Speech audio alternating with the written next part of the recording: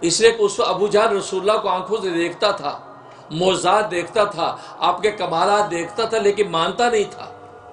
قرآن کو سنتا تھا لیکن مانتا نہیں تھا۔ کیا مطلب؟ مطلب یہ کہ اصل میں وہ اندر کا جو انسان اصلی تھا وہ نہیں مان رہا تھا۔ آنکھ تو اس کی دیکھتی تھی، کان تو اس کے سنتے تھے، یہاں تک کہ حدیث میں آتا ہے کہ ابو سفیان، ابو جہل اور اسی طریقے سے ان کا ایک تیسرا مشرکین مکہ کے سردار، یہ تینوں چھپ کے رسول اللہ صلی اللہ علیہ وسلم کا قرآن سنتے تھے، چھپ کے قرآن سنتے تھے۔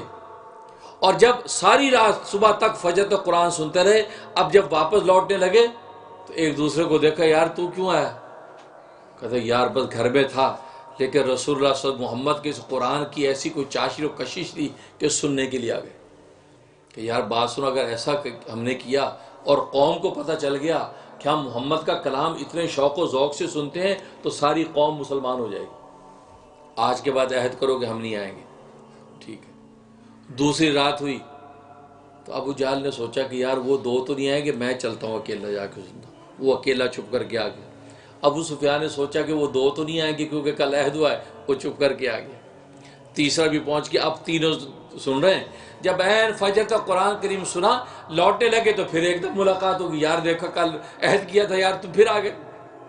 کہتے یار دیکھو بس کیا کریں، بے چینی تھی، ایسا کلام کبھی سننے کو نہیں ملا، نہ شعر ہے نہ نثر ہے، اور ایسا لطف اور لذت ہے کہ بڑے بڑے شاعروں کے شعروں میں اور بڑے بڑے ادیبوں کے ادب میں ایسا لطف نہیں ہے کہ یار بات سنو اب عہد پکا کرو، اب نہیں آئیں گے۔ تیسرے دن پھر پہنچ گئے۔ اب دیکھیے ان کے کان سن رہے ہیں لیکن مان کیوں نہیں رہے؟ اس لیے کہ یہ کان جو واسطہ تھا وہ سن تو رہا، لیکن انسان اصلی جو تھا وہ انسان اصلی مان نہیں رہا، انسان اصلی مان نہیں رہا۔ ان کی آنکھیں دیکھ تو رہی ہیں نبی کے کمالات کو، لیکن انسان اصلی مان نہیں رہا۔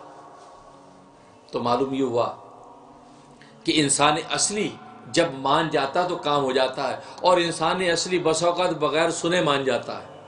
ہم نے رسول اللہ کو دیکھا، ہم نے رسول اللہ کے کمالات دیکھے ہیں، ہم نے معجزات دیکھے ہیں، قرآن اترتا دیکھا ہے، لیکن ہم نے مان لیا۔ مانو ہمارا انسان اصلی، اس کو اللہ تبارک و تعالی نے توفیق عطا فرما دی کہ بغیر دیکھے محمد کو مان لیا۔ اللہ اکبر۔